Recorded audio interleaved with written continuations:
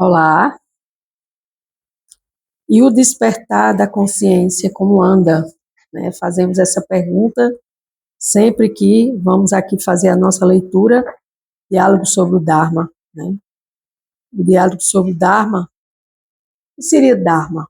A gente vem estudando, vem lendo o livro de Chandramukha Swami, meu mestre espiritual, e a gente sempre fica com dúvidas, né?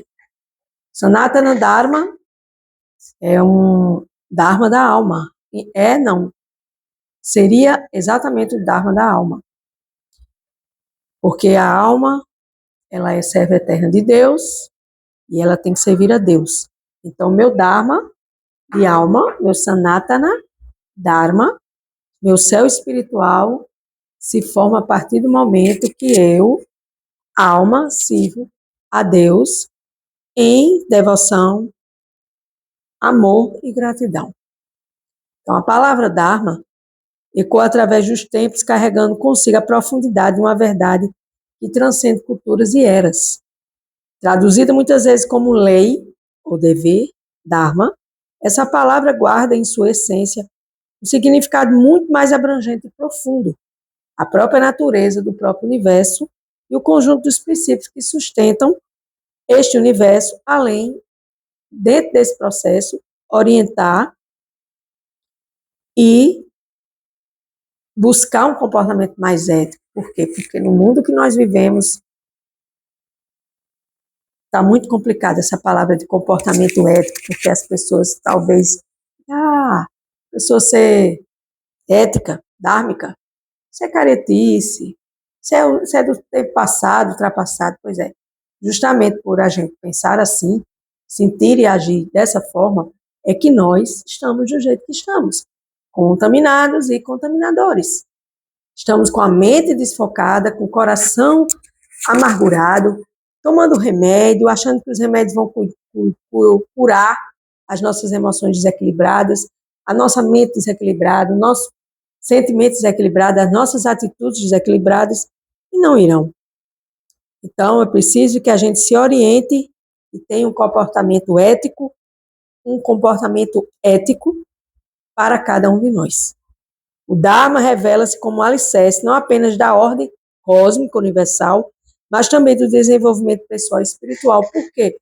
Porque até Deus cumpre o Dharma dele, que é criar, manter e aniquilar os universos materiais e tudo aquilo que ele achar necessário ser aniquilado, ou criado, ou mantido. E aí, para isso, ele tem 33 milhões de semideuses que trabalham para ele, dentro da filosofia Bhakti Vedanta, a filosofia que nos ensina a yoga, a união a Deus, através da devoção. E quando a gente coloca esse alicerce, esses pilares de nossas vidas, alicerçando nossas vidas, nós vamos buscar, vamos embarcar nessa jornada de conscientização, de memorização e de prática espiritual. Prática espiritual, porque eu me desenvolvo espiritualmente, eu equilibro minha mente, eu equilibro os meus sentidos e eu equilibro a minha vida. A matéria depende desse processo. Espírito precede a matéria, são leis espirituais, então tudo acontece sempre no reino espiritual para se refletir nesse reino material. Então vamos embarcar nesse conhecimento, vamos entender, refletir esse conhecimento, que é um conhecimento que tem multifacetas, tem vários significados, mas o significado mais preciso e mais especial é que eu sou uma alma. E eu tenho minha Dharma de alma, eu tenho que cumprir meu Dharma de alma e despertar minha consciência para as verdades mais profundas que permeiam a vida e a existência humana. Porque se eu não for atrás disso, eu não vou assimilar absolutamente nada. E aqui vem uma pergunta do meu mestre espiritual, nessa próxima leitura, a leitura de hoje, eu fiz apenas uma pequena introdução. Ele diz: quando a gente se submete ao conhecimento, quando a gente se submete a indagar um mestre espiritual, a gente precisa buscar essa confiabilidade de entendimento daquilo que o mestre está passando, com humildade e sinceridade. Por quê? Porque a gente precisa dessa sabedoria para evoluir, para sobreviver aqui agora neste mundo material. E o guru, o professor, ele vai trazer essas instruções para que a gente entenda essas multifacetas do Dharma, essas multifacetas daquilo que eu vim fazer aqui e agora, nesse momento, onde eu, alma, preciso me identificar comigo mesmo em entendimento de que eu não sou esse corpo, assim, eu sou uma alma. Mas a gente diz, eu entendo, a gente não é esse corpo. Mas você se sente alma nesse corpo, você se sente que a sua alma está neste corpo para evoluir e não para se contaminar mais ainda do que já foi contaminada em consciências passadas, porque minha alma está onde minha consciência está consciente. Então, temos que buscar esse discernimento, essa orientação, essa capacidade de discernir, de entender o que é que eu devo fazer, o que é bom para mim unir a Deus, o que não é bom. Eu estou fazendo isso. Isso não é legal. Então, eu devo buscar mais uma consciência daquilo que eu preciso praticar para que eu possa servir mais e melhor a Deus. Então, devemos perguntar, devemos indagar, devemos buscar se dedicar a este conhecimento. Mas a gente quer neste mundo material? Não. A gente quer viver com a cabecinha feita uma avestruz enterrada na terra, buscando o alimento debaixo da terra. A avestruz coloca o pescocinho dela para buscar alguma coisa debaixo da terra. E a gente vive com a cabeça contaminada, buscando respostas em coisas materiais. E isso não é uma relação baseada em conhecimento e orientação precisas para que a gente possa ter uma atitude de um verdadeiro yogi, daquele que está em yoga com Deus, buscando essa bondade como estilo de vida, buscando o entendimento, o alinhamento, buscando o exemplo perfeito que a gente encontra através das narrativas dos versos na Bhagavad Gita, a Ciência Suprema da Alma, onde aqui eu posso citar, através dessa leitura, o exemplo perfeito é encontrado na Bhagavad Gita, onde a relação de Arjuna com Krishna, quem é Arjuna, o guerreiro, quem é Krishna, a suprema personalidade de Deus, nessa batalha de Kurukshetra, porque era uma batalha onde eu tinha que lutar, onde Arjuna tinha que lutar, ele não queria lutar. E aí, Krishna passou esse conhecimento para ele através de 18 capítulos, mais de 700 versos, onde ele, de forma clara e eficaz, mostra seu desejo de narrar para o discípulo que você deve ouvir essas palavras para você progredir espiritualmente e aprender a servir a Deus e a ter consciência de Deus. Então, Arjuna provou ter plena confiança no seu mestre espiritual, que era o próprio Krishna, e através do seu exemplo, queremos enfatizar que qualquer pessoa que busca o conhecimento e o entendimento da maneira certa, também aprende a agir com sabedoria e propósito. Então, buscar esse conhecimento da maneira certa é uma dificuldade nesse mundo da atualidade, porque está contaminado de milhões de escrituras, de livros, de autores, de pessoas que escreve livros, que viram filmes, que viram séries. Quando você para ver essas séries, são vazias de conteúdo, não trazem um significado mais profundo, não trazem uma lição onde você pode depois dizer, poxa vida, eu vou melhorar a minha consciência, eu vou despertar essa minha consciência através dessa leitura, através deste filme, deste livro, deste o que seja, né?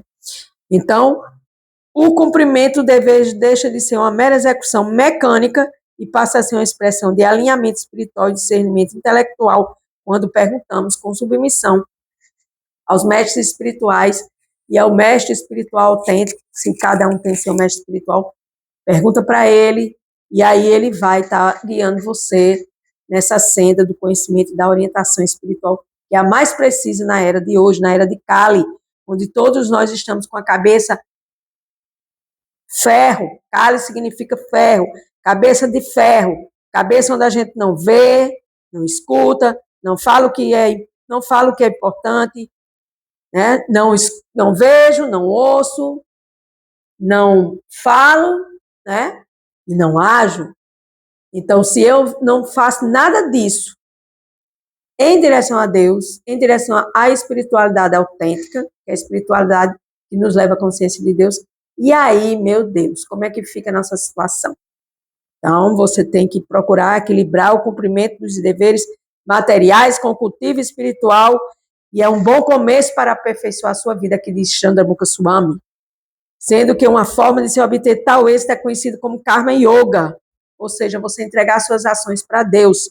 A prática de realizar ações sem apegos aos frutos. Entrega para Deus e esquece, porque só Deus sabe o teu merecimento e o resultado do que você pode ter nas suas atividades materiais.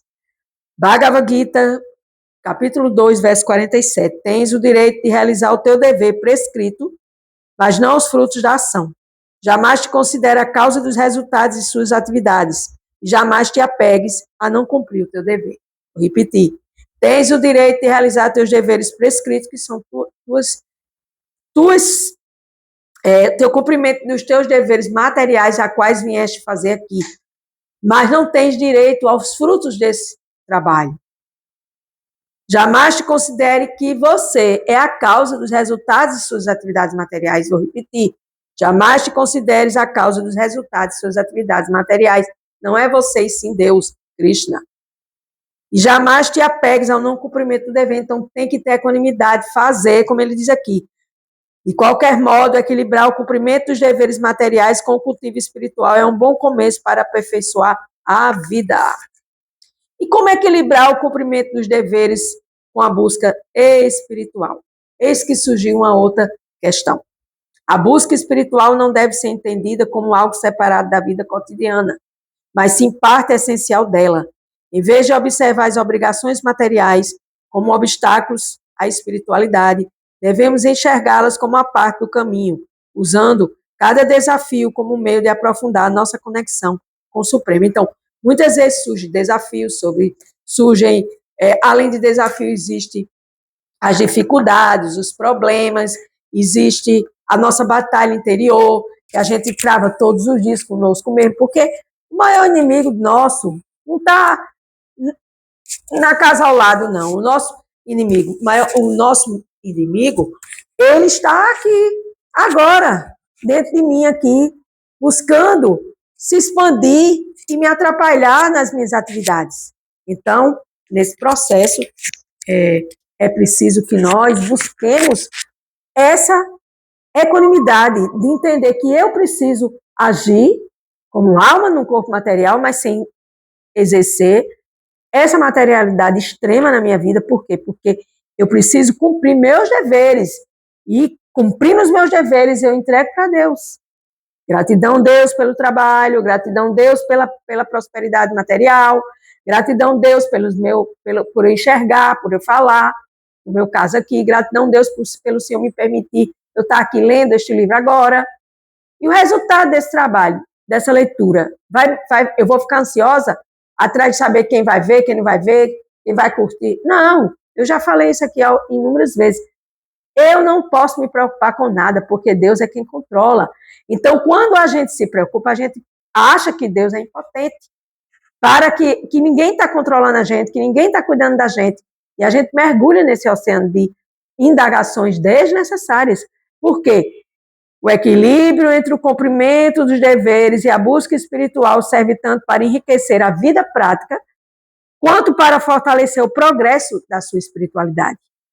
E isso contribui para que levemos uma vida de maior harmonia e realização interior. Então, a desarmonia vem do controle. Controle de quê? De eu querer controlar. Aí, quando as coisas não acontecem como eu controlo, como eu quero controlar, aí eu vou me lamentar, eu vou me descabelar, falando aqui numa linguagem popular, eu vou dizer, meu Deus, Senhor, o que está acontecendo? Quando muitas vezes você medita e você entra num processo assim de lamentação e diz assim, Senhor, por que está acontecendo isso comigo? Porque é necessário, porque contribui para que você se harmonize com você mesmo, porque quando tem desarmonia você está descabelada, digamos assim. A Bhagavad Gita enfatiza o cumprimento dedicado do seu dever, mesmo que seja defeituoso. Mesmo que você faça e não faça com perfeição, mas você tem que fazer. Você tem que exercer. Parado você não pode ficar na procrastinação e na preguiça. É melhor cumprir o próprio dever, mesmo que imperfeitamente, do que cumprir perfeitamente o dever de outra pessoa. Bhagavad Gita 3:35. Então, quando eu volto a ler esse verso, eu me remeto ao meu passado, abrindo aqui, pedindo licença para abrir parênteses e dizer quantas vezes eu quis cumprir o dever do outro e esqueci do meu. Quantas vezes eu cometi esse erro contra este verso da Bhagavad Gita, a ciência da autorrealização. Ciência de eu me autorrealizar em Deus, inúmeras vezes. E hoje eu posso continuar errando? Eu posso continuar fazendo as mesmas coisas de antes? Absolutamente que não. Só se eu quiser continuar sem evoluir, continuar na ignorância, aí sim, aí você é livre. Porque Deus é tão misericordioso que Ele dá o livre-arbítrio como maior presente a uma alma. Então, isto de cumprir o dever do outro e deixar de cumprir o seu ocorre porque o cumprimento do dever contribui para o desenvolvimento da sabedoria, do desapego e facilita o equilíbrio mental. Então, quando eu cumpro o meu dever, eu desenvolvo a minha sabedoria, eu desapego das coisas que precisam de serem deixadas para lá mesmo e eu me equilibro mentalmente. Ao cumprir seus deveres, a pessoa passa a se atrair naturalmente pelo estudo das escrituras Svadhyaya, você estudar as escrituras sagradas para a sua própria evolução. Agora, para isso, você tem que dedicar um tempo, você tem que dedicar seus dias, seus sábados, seus domingos, seus feriados. Aí as pessoas vão querer. Mas aí Jesus diz, muitos serão chamados e poucos escolhidos. Então, se você se sente escolhido de viver esse estudo das Escrituras, de meditar em Deus, cantar os santos nomes de Deus e buscar reflexões acima dentro dessa natureza espiritual, e buscar cantar os mantras e buscar tantos e tantos atos devocionais, você está nessa plataforma da sua própria evolução. E isso é muito glorioso, né? E isso serve para que você atente se você está tentando agradar os outros ou se você quer agradar a Deus. Você não pode agradar duas pessoas ao mesmo tempo. Ou agrada a Deus ou agrada a matéria. Ou se agarra a Deus ou se agarra a matéria. Tipo isso. Para aqueles que me adoram com devoção exclusiva, meditando em minha forma transcendental, eu lhe trago o que falta e preservo o que eles têm. Bhagavad Gita 9:22. E aí meu mestre espiritual diz que não é trazer mais riqueza, mais isso, aquilo outro, não. É trazer para você experiências no seu dia a dia, onde você vai equilibrar aquilo que está desequilibrado em você. E aí você vai, com esse equilíbrio, alcançando, como ele diz aqui, desenvolvimento da sua sabedoria, é isso, é aquilo, Deus está querendo me mostrar isso. E isso chama-se intuição, isso chama-se Paramatma, a intuição espiritual, grande alma na pequena alma, falando, e aí você vai se desapegar e vai facilitar o seu equilíbrio da sua mente, porque uma mente equilibrada é uma mente que cumpre seus deveres prescritos na matéria e faz esse intercâmbio da matéria com o espírito, e aí busca essa espiritualidade como parte integrante do caminho espiritual refletido na matéria. Eu sou Ana Cláudia Chandra, Luiz Espiritualidade, aqui com diálogo sobre o Dharma do meu mestre espiritual Chandramukha Swami. Gratidão.